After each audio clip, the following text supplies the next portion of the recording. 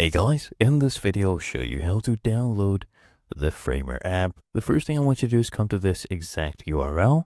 Okay, you can just go to framer.com, come here under resources, just click on desktop app. You'll be on this page, okay?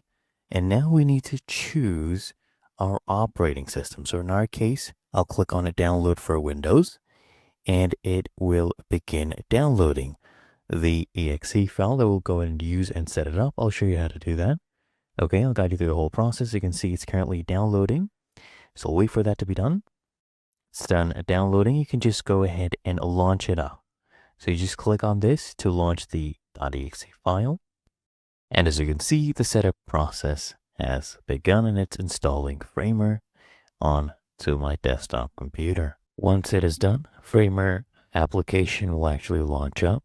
Okay, you can just right click and pin this to your taskbar as well.